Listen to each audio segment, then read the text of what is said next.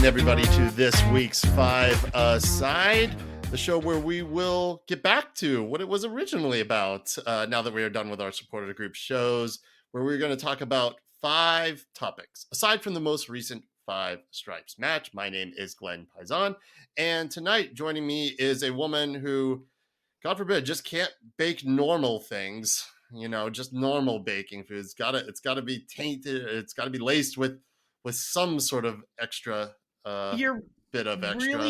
You're really talking about my extra factor? Like you about don't your like extra or factor when you enjoy bake. my extra factor? No, I love it. No, it's great. I'm just calling you out a little bit. It's Jennifer Taylor, which you already knew if you haven't figured that out by now. Hi, Jennifer. Hey. And look who's back.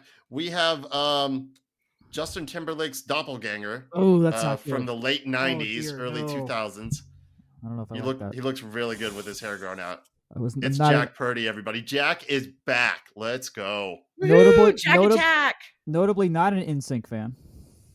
No, not at all. Justin's slipping, man. Are we should we rate boy bands real quick? Are we NSYNC? Are we Backstreet? Are we 98 Degrees? Am I missing anyone? Well, New Kids on the Block. New Kids on the Block. Yeah, okay. The original, sure. I think it's that, because the rest of them don't stack up to me, and then Justin has not made it work on the solo stuff. That's hence why NSYNC's back together. Well, Justin's got a new album coming, dropping soon, doesn't he? Did you see the reviews of that song that came out? No, I did not. Is it not bringing sexy back? It was whatever the opposite of it was. Like, okay. He got turbo bombed by everybody.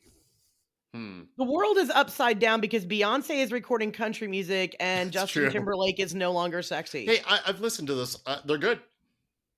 Of course they're going to be. It's Beyonce. I don't think she's really ever released a dud. I am dying for a Beyonce Dolly duet. Can we please make that happen? Beyonce and Dolly? Yes. All right, Dolly collabs with everybody. Well, there you go. Next year's Super Bowl halftime show is set. Ready to go. Well, Beyonce already did it. Well, not twice. With Dolly. Not with Dolly, though. No, not with that. Would be badass. Be insane. Yeah. Okay. I'm all for it. The world is upside down right now, and IFAB doesn't want to seem to be helping. So we're going to start off with a new rule. The football overlords are looking to introduce into this game that we all love so much, that works really well as is. But yeah, let's throw some new shit in here. Blue cards, sin bins. So this came out, I don't know. It's been about a month and a half ago that this was discussed. I think it's been discussed even prior to. But the idea behind this is that center refs would have the ability to send off players for dissent and cynical fouls for 10 minutes. And goalkeepers would not be exempt from this new rule. This means if a goalkeeper is sent off, the team would have 2 options. Place an outfield player in goal. Get your Olivier Giroux in there. Strap the gloves on. God, that man's beautiful. For the 10 minutes. Or you make a permanent sub for the keeper. FIFA, always the bastion of rationale and reason. It's bad when you're on the side of FIFA. Has said that introducing blue cards at the elite level is far too premature and should be tested out in a responsible manner at the lower levels. Perhaps we will see this in the new semi-pro women's leagues that's going to be starting up here in Georgia. We will talk about that later. So according to the Times, the Football Association will consider testing sin bins in the FA Cup and the Women's FA Cup next season.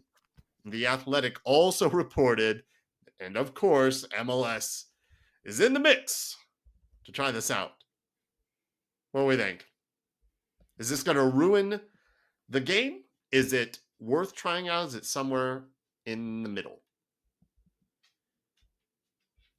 I want you to go first, Jennifer, before I absolutely make this idea sound brilliant. That's totally fair. So, as a reformed as a reformed hockey fan, I'm really not against this. And I know we kicked it out a while ago, but I think in an ideal universe, you would really prefer for refs to use the yellow card more effectively. But Right. I do think there are fouls. There are cynical fouls. There is a space in between a red card and getting sent off completely and giving someone an extended advantage for something that's egregious, but not so egregious you're getting sent off. And I think it gives the refs a little bit more latitude, because it's really hard in the in-game state for a ref to make that judgment call for something that is borderline, to actually pull somebody off of the pitch. So if you have something like this, the ref has a viable option that punishes the team, but not so much that the whole game is changed. Yes. What? Yes. Okay, I got to push back on that just for a second. Thank you for vehemently agreeing with me, Jack. Thank you. I see where you're going with it gives them more latitude. I personally think it gives them less, because by taking a player out for 10 minutes, you are dramatically affecting the game. Let's be clear. There's no way the final version of this is 10 minutes long. That's just not happening. It's going to be like 4. 10 is just 10 a number. It's just a random number that's out there right now. 10 is insane. Okay. I could kind of get on board with, like, the idea of, like, you're not permanently off, right? So it's not as severe a punishment. 10 minutes would be severe. 10 minutes is ridiculous. There's no other league that does 10-minute penalties. I think that's where probably I'm feeling like the most against it, is that probably that 10 number. Don't get hung up on it. That's not real. None of that's real. We have a salesman here. Go ahead. Blue dabba dee dabba die. Why do we need this? Jen was right across the board here. Like, there are if you want to reduce human error, give them more protections, like, to at least have something feasible that they can give out there in terms of penalties and stuff like that. There are some yellow cards that should not be. There are yellow cards that absolutely should be, but eventually they have the definition of a yellow card is way too wide for me. And especially for dissent here, if there is a way to punish that and speed up the game by getting rid of these really dumb arguments, because all these divas out here think they have a punishment. It's called yellow. No, because the refs generally the yellow there's outside of, you get a card and you have to be careful. I have seen the rest of there's no real punishment that giving a yellow impact. A ref is never going to give a second yellow for dissent. Like, maybe they should. I've seen it once in the 7 years. Why do we need new rules? Like, this is already taken care of. Like, it's a problem of the refs not enforcing the rule, not following it. Why don't they just follow it? You think they're gonna? They should. Well, they should, but we have about 100 years of proof showing that they won't. Lots of MLS coverage. There's the reality of what it is. I hear you. Yeah, okay. That's just not happening. Also, think about all the other sports that you go from one end to the other and put a thing in a net. Yeah. They all have this, and it works. Field hockey specifically, already has a 3-tier system of cards. They have a green, yellow, and red. Green is your classic 2 minutes penalty. Yellow is, like in ice hockey, your 5-minute major penalty where you are out for 5 minutes. Are we going to go to the point if there's a scrap on the field, the refs just go ahead, have it out, now go sit in that box for 3 minutes. Well, they don't have pads. They don't have pads. They don't have pads though, so that's a little bit different. Fair enough. But and then they have the straight, and then they have the red if it warrants it. Like, a lot of other leagues already have these systems built in place for the degrees of fouls, because there always was varying degrees of fouls. The first and second yellow, I do get how that kind of treats it that way. I could get the dissent, but like cynical fouls, like, it is part of the game. It is a tactic to foul a player in a cynical way to stop a promising attack, and yellows are routinely given out for that. Yes. I don't want to see that go away. Like, that's part of the game. I do, and the NBA has been trying to get rid of this as well. They have that's what's called a take foul in the NBA. That's a technical foul now, and you get a free throw for you get. Oh God, They should get a penalty then from halfway. No. Okay, don't take my words where you think they're going here. No way does that constitute a penalty kick, but a lot of those, part of what I don't like watching some soccer sometimes is because it like how Red Bulls play, like, it's just annoying. There's a lot of annoying ways to watch a lot of annoying ways to play soccer within the rules that are given, which I get. There's philosophies and all that kind of stuff that I'm not super well versed on, but it's a way to play. but this is an entertainment product first and foremost, and I would like my soccer to be enjoyable and not my blood boiling because some dudes think they have the freedom to just bully people. In other sports, you get sent off for that. You get at least somewhat penalized, and you have to have the cooldown. That doesn't happen in soccer. I would absolutely love that. Also for Atlanta, also just think about it in the Mercedes-Benz context. Do you think there's any way we're going to lose games if there's a blue card involved? Like, we are going to win 6-0 all the time, and we're going to absolutely love it. Yes. And I will move my season ticket to be right next to the sin bin so that I can bang on the sin bin for however long the player is like, that'll be me. Oh my God. We have to have plexiglass boxes. There will be a plexi. Also maybe, drive by just on the sideline. I want you in a physical. Yeah. I want you in a physical box. Also, in general, like, I wouldn't mind if there was just more scoring in general in soccer. Like, I'm just not opposed to that idea. The NBA has done it. They've now gone too far in that direction. They're now they've literally just started doing it, basically studies on how to kind of curtail all that because they realize it's gotten a little out of hand. But they recognized it and they're doing something about it. But like, if you tell me that a 1-1 game could turn into like a 4-2 game, sure. Okay. I think Jack just hit the nail on the head with this, in that ultimately, at least in America, people want to see scoring. They don't go to watch a soccer match or any professional sports league to watch great quality defensive play, even though we all know that's what wins championships, right? So having, a penalty period, a sin bin period, or whatever, you're absolutely going to increase scoring in the league. But I think in a way that would be balanced, right? It wouldn't be so overwhelming, especially if they tweak it down from 10 minutes to something more like, 3 to 5 minutes. There's only so fast you can run 100. You can run and score and so many times in that time frame. Yeah. This is the new like sub rules that they institute this year. Like, just anything that gets rid of the bullshit in soccer, I want. I hear you. Like, and this at least address. Now, if this ends up being a disaster and the tests go poorly, then fine, get it out. I don't want it to be there. It's going to actually make it worse. The proposals were supported at IFAB's annual business meeting in London. I think that was back in November. So now the annual general meeting is on March 2nd in Glasgow, where any proposed changes to the laws of the game will be considered for approval. I would say the getting rid of a goalie thing is a little harsh, at least in ice hockey. You can sub one back in if your goalie gets a penalty or something like that and take out a position player. So like, I totally would understand. Yeah, just at least let them put the replacement in for a little bit and take out a field player or something like that. But that's super specific. The U.S. Open Cup. This one I think we're kind of unified on, in that we like the cup, but we understand, I think, what's going on. So as reported by ESPN, preliminary plans for the 2024 edition of the U.S. Open Cup have been approved by a subcommittee of the U.S. Soccer Federation Board of Directors, but it ain't going to be like it has been. Details are still being ironed out, but it looks like it will be a hybrid of tournament with not every single MLS team participating. Apparently, the plan calls for the Federation to make its largest financial investment ever to ease the cost of travel and assist with promotion, which is a big issue, especially for the lower division teams, the Murder Owls of the world. The source also indicated this format would be for 2024 only, and there would be ongoing discussions with all the stakeholders about working collaboratively to find a permanent long-term format for the tournament.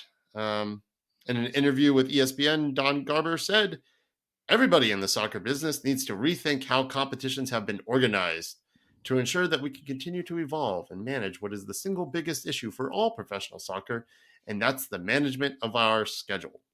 So, you know what would fix that? You know what would fix your problem, Don? What was that? Freaking increase the salary cap and the roster size. Yeah, they're going to be meeting soon, or they already did, about that 12 board of governors met and hashing some stuff out, I suppose, about that. But if the best league in the world, the Premier League, we can all agree the Premier League is the best league in the world. Yes. Is that a fair It's assessment? subjective, but yeah, as far as raw Yes. talent, Yeah. Oh, caliber, okay. quality, speed of play, So all of it. the Premier League has 3 cup trophies. 3 cup trophies that everybody's entered into. They play Yes, UEFA and Champions Chelsea League. loses all 3. Go ahead. Yes. They play UEFA Champions League if you qualify. You play Europa League if you qualify. So we're not asking MLS to do anything You're by leaving out playing in the Europa US Open Conference Cup, League as well. There's right? that So I'm just too. saying you're not Yeah. asking MLS to do anything Right. different than the best league in the world is doing.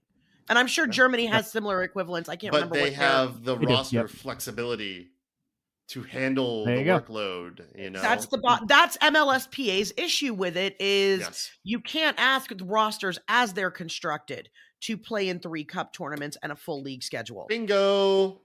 According to not Jeff wrong. Carlisle, as of now, the top 7 Supporters Shield finishers that are currently not in CONCACAF Champions Cup, I will never get used to saying that, will enter their first teams plus Houston as defending champs for a total of 8 MLS teams. It's not a completely done deal yet, apparently, but it's close.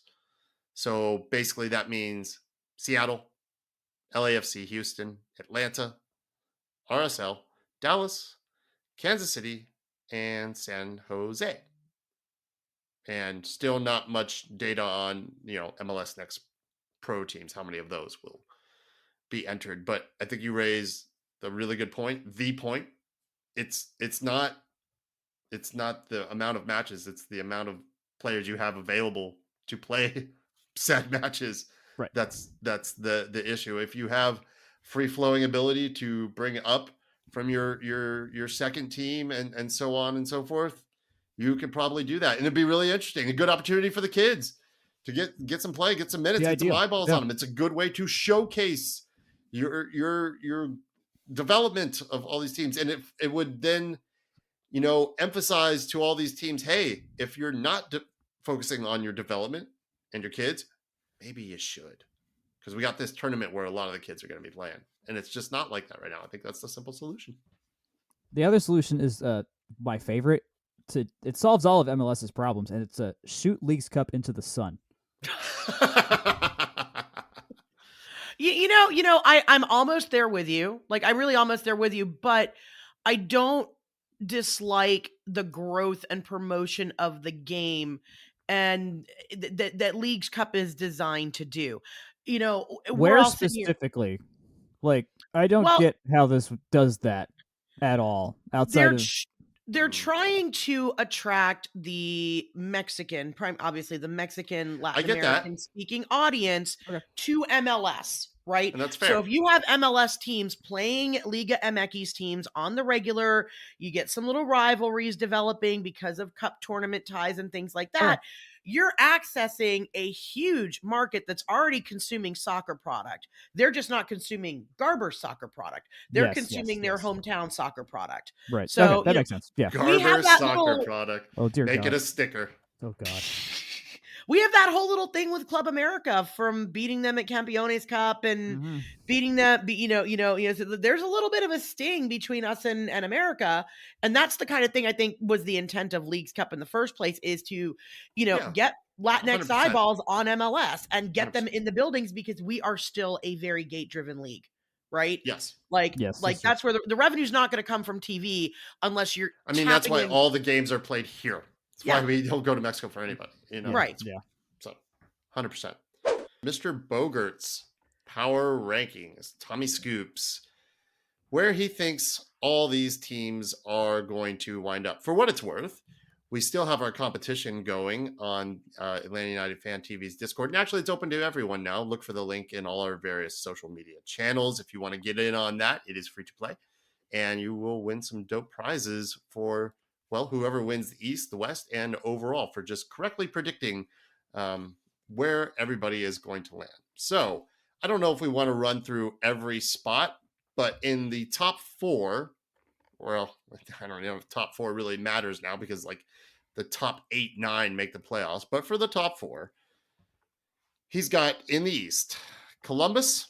I think that's fair. They look as good a chance to repeat as we did in 2019 for me. Cincinnati in second, fair. Miami third.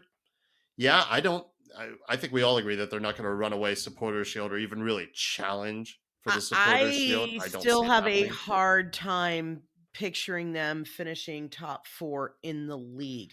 This Playoffs isn't to for say sure. that, I don't think that they missed the playoffs again. But I just, again, you've got no depth. There's no one in the academy they can pull up. They Well, lose anybody else at this stage in the game in the season. They lose anybody else to a long-term injury, and your probabilities are way, way high. They're pretty. they're going to find a way to sign Luka Modric though in June and break more rules. Like they're going to find ways to do this. Number 4, he's got Orlando. Hold on. Miami is screaming New York Mets to me. Like if this isn't the soccer version of the Mets, I don't know what they are. Yeah, there's just that's fair. If they finish higher than 4th in the East, I'll be stunned. That's my favorite analogy ever, Jack. Thank you for making space to get that in there. Yeah. Like for real. And it's not that I hate Miami because I'm not the anti-Messi person or whatever. But I just, I don't know why nobody wants to pick Columbus because they're a freaking juggernaut. Like they're insane. They're so good. Yeah, they're just so they do crazy everything right. They only got better. They have depth.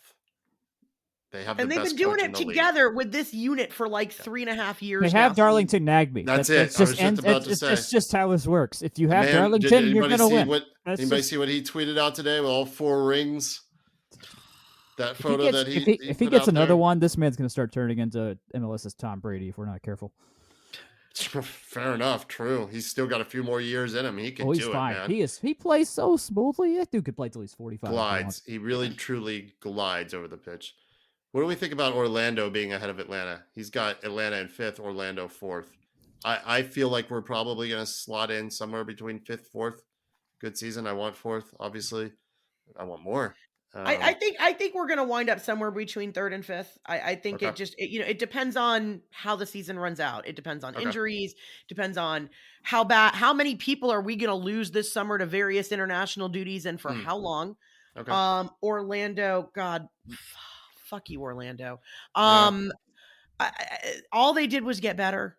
They were good a lot of teams last did. The year. East is significantly better than the West.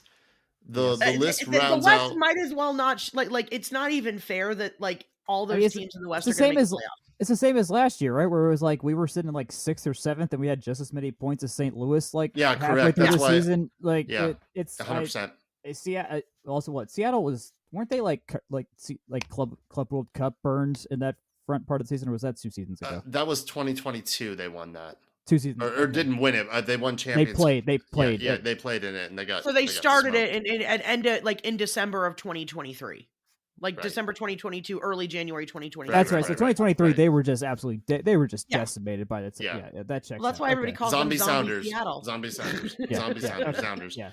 And also, I'm getting off track a little bit, but shout out to the Sounders for giving Ozzy the 1-day contract. That was so cool. Pure class for a pure class guy. Maybe we do the same thing with Joseph someday. Who knows? The list rounds out with Philadelphia. He's going to need to buy us all some pollo with the. I hope so. It'd be amazing. Philadelphia in 6th, then New England, Nashville, Red Bulls, New York City in 10th. Woo. Montreal in 11th, Chicago Fire 12th, and Charlotte all the way down in 13th. They did get a win over NYC. So there's that. And then in the West, Seattle in 1st, LAFC. Yeah, we know those two are going to be battling it out. Vancouver in 3rd. They'd bite your arm off for that. St. Louis in 4th. I think they're going to have a good second season. I don't see why not. RSL in 5th. That would be pretty good for Real Salt Lake. Houston in 6th. I could actually see Houston finishing a little higher up, little dark horse even more for not Shield, but like Cup contenders, dark horse. Dallas as well, I think could be there. Galaxy, they ain't going to do much. They'll be happy if they sneak into the playoffs. Colorado, Dallas they got better, but Colorado's always Colorado, and you just wait. Dallas is Kevin Egan's unsexy pick to watch this season. He went Yes, all over a he bunch did. of the Atlanta Did. podcast scene. He was on Soccer Down Here. He did Atlanta I heard Soccer him. Tonight. Yeah. And He thinks all they're he gonna be was sneaky doing was good. like, Dallas is going to be sneaky good. Sneaky good. Yep. Just wanted to point Sure. that out there. Timbers all the way down in 10th. Oy. Oof. They just lost their shirt sponsor too, which I think their fans are actually happy about because there were some yes, some things going on. It's not Portland if it's not angsty. That's true. Yes. Sporting KC in 11th. If that happens, is Peter Vermees finally gone? Probably. Peter Vermees needed to go last year, even though they wound up. Longest tenured manager now? Yeah, but they need. I agree with you. I agree. Are we sure he's not like Jim Boeheim and he's just going to be there until until he says, fuck it, I'm done. No, I'm not sure of that at all. I'm not sure of that at all. San Jose and Minnesota dead last. No, Austin.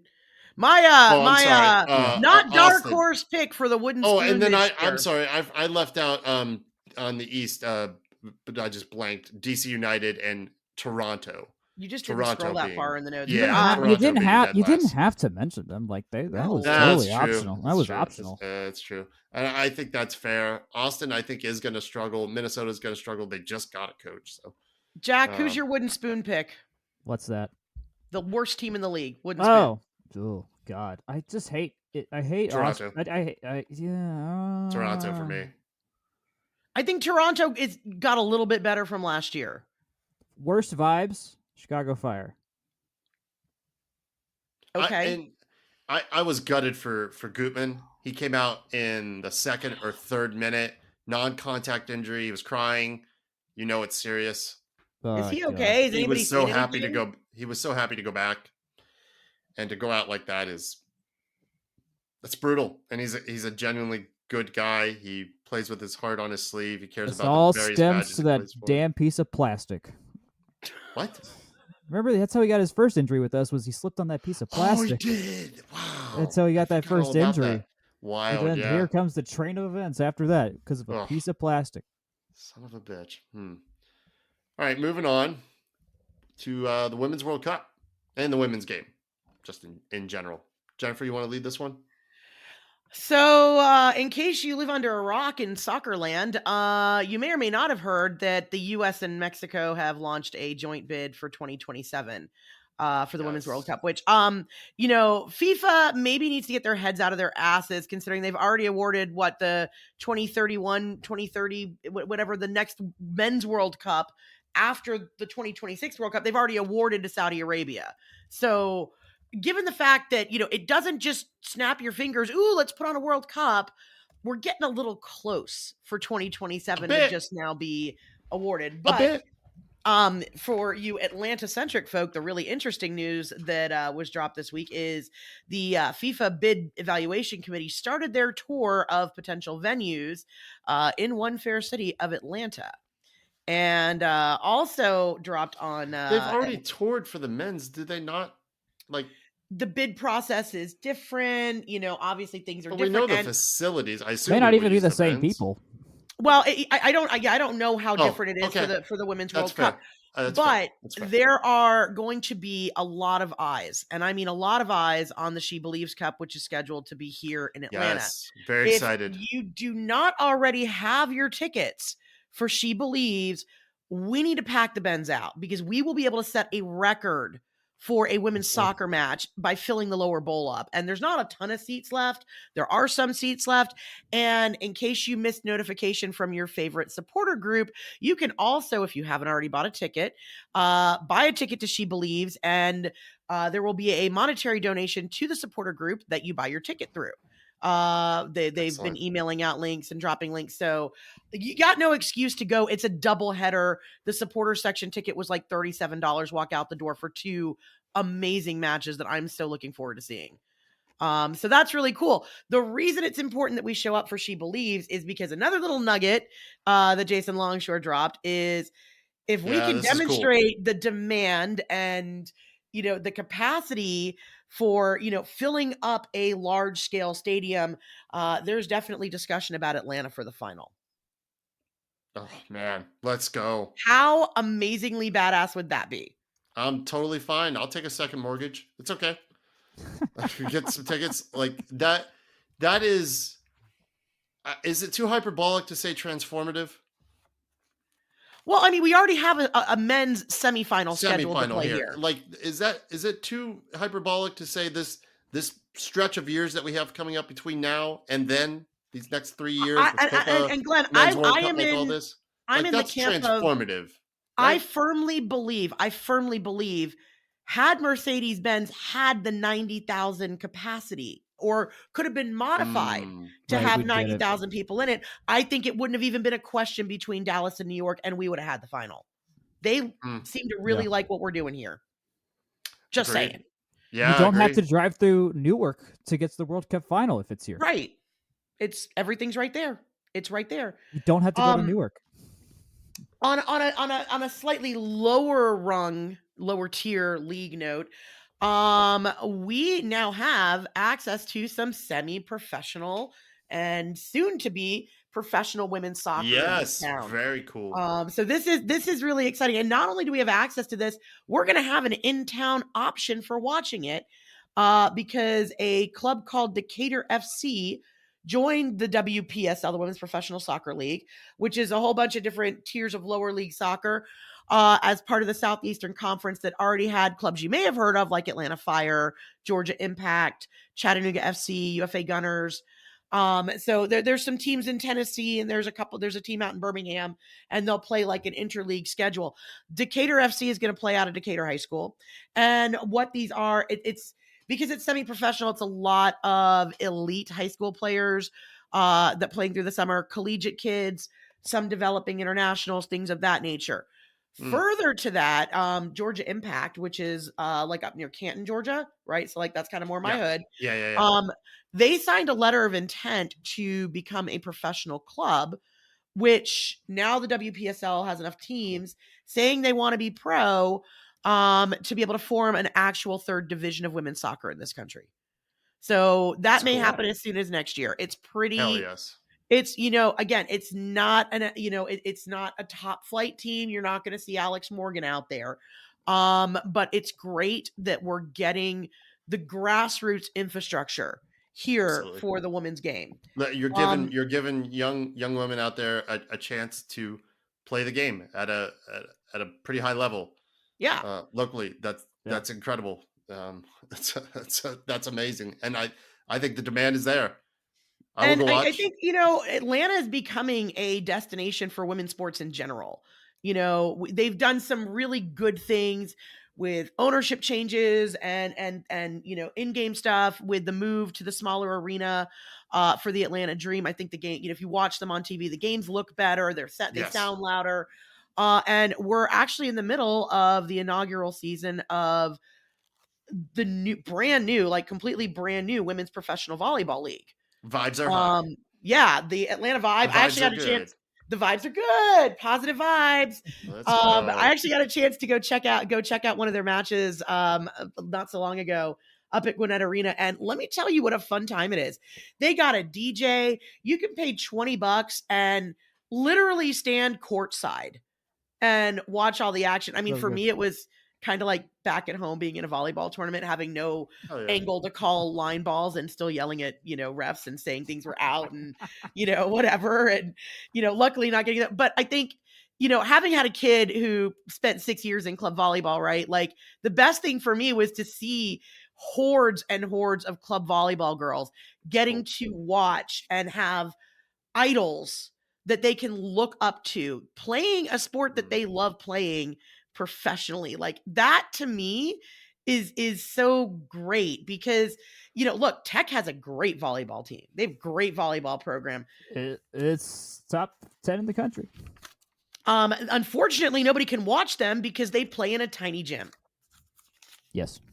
So, unless you know somebody or you go to the one match a year that they play at the Alexander Memorial Coliseum that seats more people, it's really hard to see them in action. Same thing at KSU, like their volleyball setup is very, very small.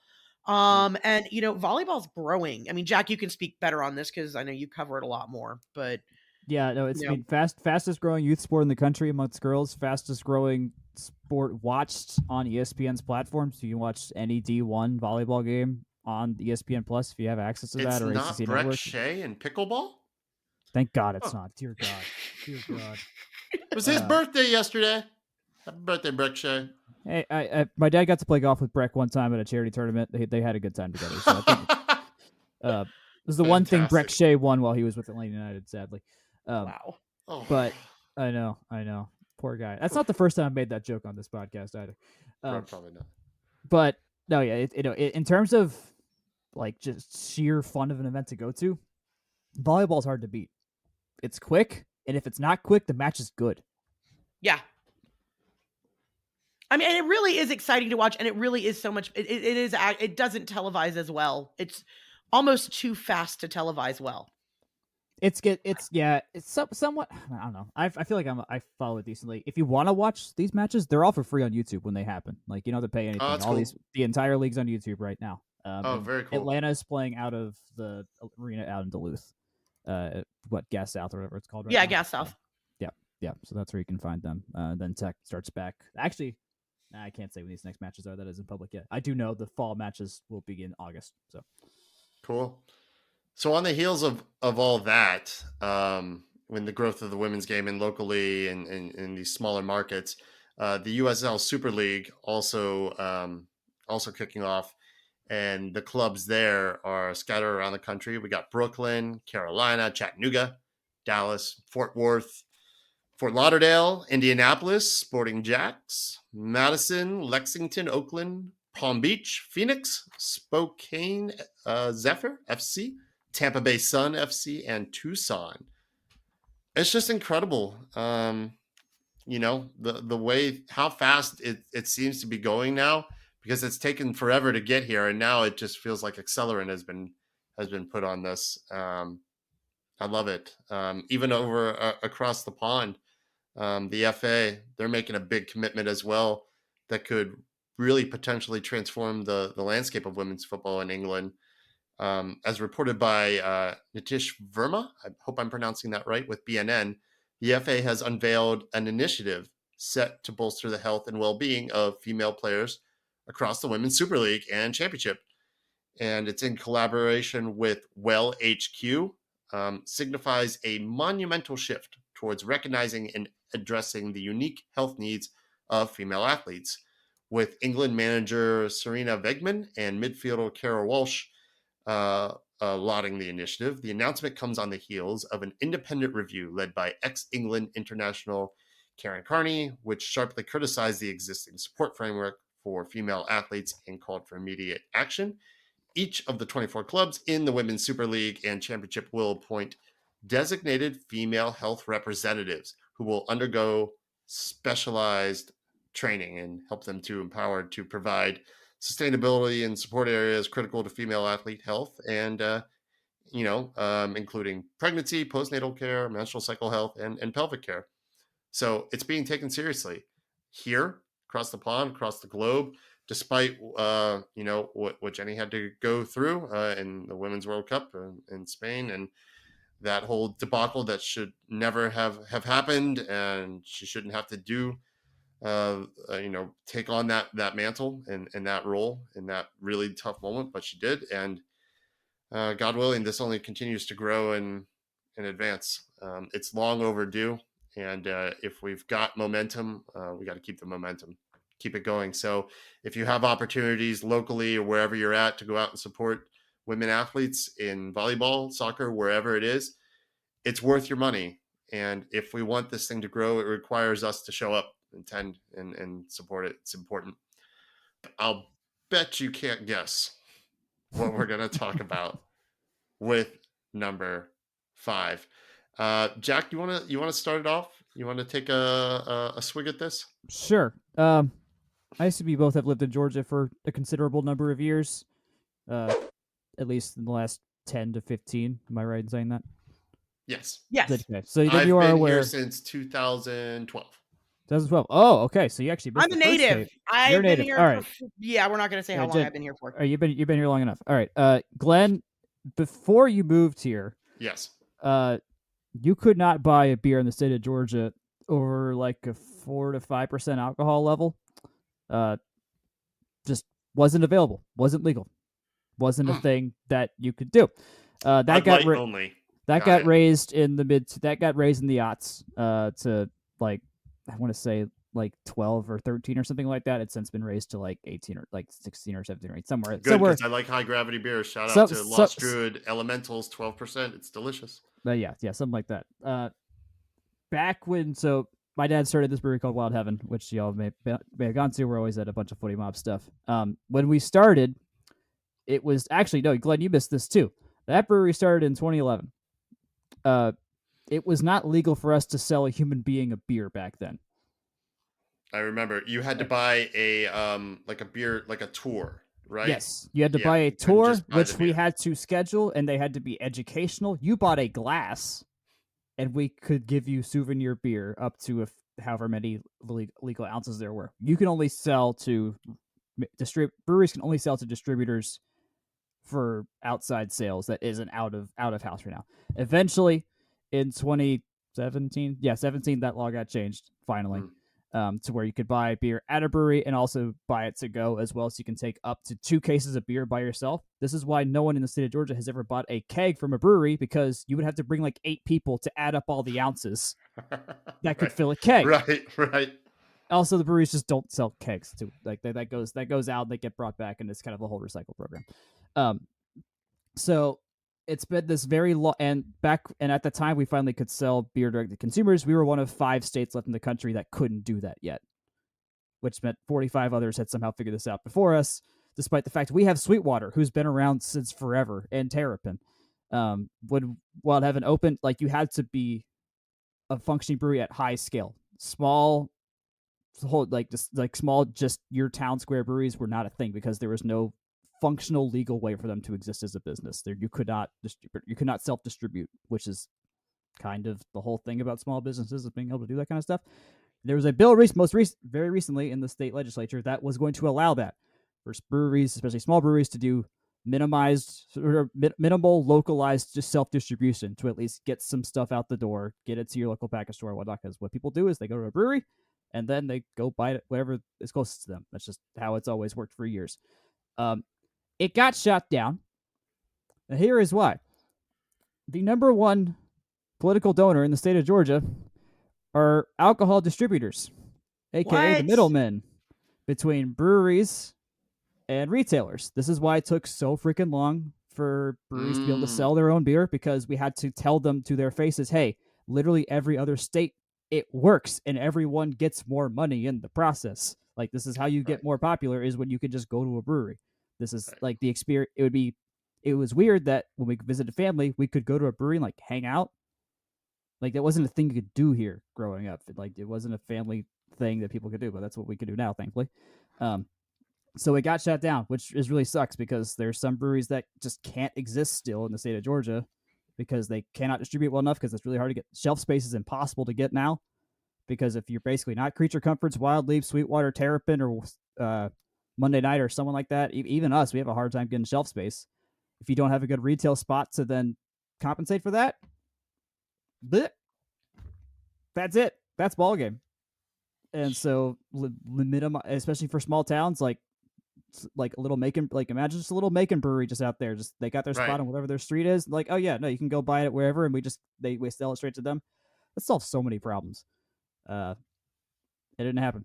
So this has been a long fight that which is just so dumb, but this is where the Georgia state politics shows its cards. Sadly, is in this stuff. So if you see all that to say, if you see a small brewery that's in your town, go help them out, because it's extra hard in Georgia for them to survive.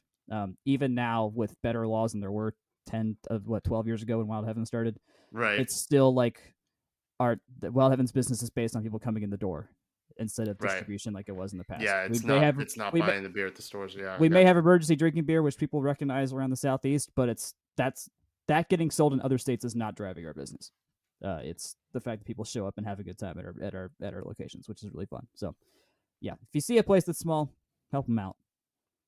If the beer sucks, I don't know what to tell you. But watch your footy at your local brewery. Pop over to Wild Heaven, or if you're outside of Atlanta or wherever you've got a small local operation, just know that it's not easy for them to do what they do. And they're real people. They're real people. They're not just some figment of your imagination. These are real people that put a lot of care into their craft. And I'm a big fan of your Dolly Parton of the Wild Heaven Dolly Parton series. That is my there's a series that's called the Happiest Hour series that Wild Heaven does, and it's just whatever thing we just come up with. There's a new release once every week or so, and some get a spot on the calendar that sticks. That beer has stuck for 4 years now, and if it is on, I drink it. There's nothing else I will drink outside of that beer if it's there. That beer is amazing. So yeah, I'm not even a beer person for the most part, and I love it. I like that. I love everything that you do. And I like the collab that you guys do with the Botanical Gardens, the garden beers. The garden beer is really good. Yeah, it's a cider right now. Actually, it's a spice cider. It's a spice cider right now. I don't know how much is left, but that is the current version. It changes. It changes Glenn, the next 5 Takes episode we need to do on location, so I can go get myself a got it. We'll do. Cider drink. Yeah, you got it. Sorry, thank you. Ode to Mercy is always one of my standbys, and what is it? The Blackbird White. White Blackbird's classic. White Blackbird. Yep. Absolute classic. Yep, always go to. And yeah, I mean you can just pound Emergency all day, and you'd be fine. Yeah, it's good. It's a good session beer. It's got sea salt in it, so it's technically a hydration beer, but it's electrolytes. It's an energy drink. It's got what plants crave. That's right. Give some for your plants too; they'll appreciate it. Do a good thing for your brewery, and they have that new app thing that you can get where you take a picture of your plant and it diagnoses how sick your plant is and what to do with it, and wow. It tells you to put chili in it or coffee or sugar or apparently beer. Our brewmaster's a horticulturalist. I wouldn't be surprised if he accidentally had some input into that. He literally had a PBS. He literally had a PBS garden show before doing this. I can't believe I had no idea. That's really cool. There's really an app for this. We've peaked as a society. That's it. We're not going to achieve anything else. No, this is how we saw blue cards. There's an app for that. You look at the watch. You look at your Gold Line Technology watch. Is it blue card or not? Have I finally broken Glenn? Yes. Yeah. He's laughing so hard now he's crying. So see, we kept the streak alive. Mission accomplished. One bill that did make its way past at least crossover day, it's not law yet, is gambling. So it's been tried many times in this state, but it might happen now. Senate Resolution 579 would allow voters to decide if the state's constitution should be amended to allow various forms of gambling. So that's kind of our workaround for legalizing that here. It's amending the constitution. So the bill that's attached to the resolution would provide 80% of the gambling proceeds to education, namely pre-K funding, and after that, the Hope Scholarship. There were the same concerns noted about gambling, but it passed 41-12. So it might happen, and then it would be up to the voters, which my feeling is if it comes in November, it would probably pass. I think it'd be safe. And there's been a very large corporate effort to get this done too. Oh, totally. There's a lot of money involved here. FanDuel literally has an office now in Ponce City Market. They put down Roots Prize Picks. You've probably seen a gazillion ads. FanDuel's in Ponce? FanDuel is in Ponce, yeah. And then I did not know this. Prize Picks is also in Midtown Atlanta. They're growing like crazy right now, and they are heavily they've hired people to basically go to the state legislature and help lobby. They are doing a lot of work. There's a large expectation that Atlanta will be a forefront for gambling companies to be able to operate, sports gambling companies especially, to be able to operate and do well because Atlanta. So this week's Saturday Night Live special commercial, Rock Bottom Kings, was especially applicable to the state of Georgia. Oh, it's great. They had a skit where, because of all the betting apps and things like that, where you could bet on like how your friend was going to hit rock bottom and how he had a gambling problem. And you didn't, but you're betting on your friend, like where your friend's gambling problem. And I thought you were segueing into like The Rock and no, Rock Bottom. no. And now that The Rock is back in WWE and trying and messing with Cody Rhodes, Atlanta Boy, at WrestleMania, and who knows? Well, betting won't be legal by then, so you won't be able to bet on The Rock giving Cody Rhodes a rock bottom or something like that. I thought that's where you were going with it. No, I was just making a funny joke because it was a very funny skit. It was a very funny skit, and I laughed a lot because my life isn't as bad as that. So here we are. Yeah. Well, I think that about does it. A bit longer than we try to go with these, and by a bit longer, I mean much longer. But I think we talked about some. I don't know why you promised that we're gonna not talk for an hour. Yeah, I need to just dispense with that, don't I? And just be real with people. Yes, you do. Let's be real. Be a little more genuine. Not a good boy band, by the way. Be Real. They're not in like the top 5 echelon of boy bands. What was we left one out? What was the one from Orlando? Menudo? No. There was a boy band from Menudo. Orlando. Was a boy band. Wait, Ricky Martin was in Menudo. Wasn't it just called Orlando? O-Town. You're thinking of O-Town. O-Town. I'm thinking of O-Town. O-Town. Why do I know this crap? The O-Town poster behind you? That is not an O-Town poster. This is a piece of art. No, it's Thank just you wine. very much. It's from a wine. gallery in Argentina that does street art. It's like Orson Welles and cool. Yeah, I like it. All right, it's a mashup of Battleship Potemkin and Orson Welles. We've kept you long enough. We appreciate you for listening. Thank you very much. We will be back next week with a new 5 Aside, and then we'll be back with a 5 Takes episode after we win against New England. We do promise to not be crazy hungover when we record that 5 Takes episode. I wasn't crazy hungover. I was just a little bit. Not crazy. No, I was responsibly hungover. It wasn't that bad. I was just really down in that match, and hopefully we'll be more up for this one. We should, I think, put on a good performance against New England. They're going to be missing people anyhow, so it's ripe. I hope we don't just do a 1-0. Let's really go out and make more of a statement. It'd be great, and a clean sheet. Because that's what we've been prioritizing this season is defense. It'd be great.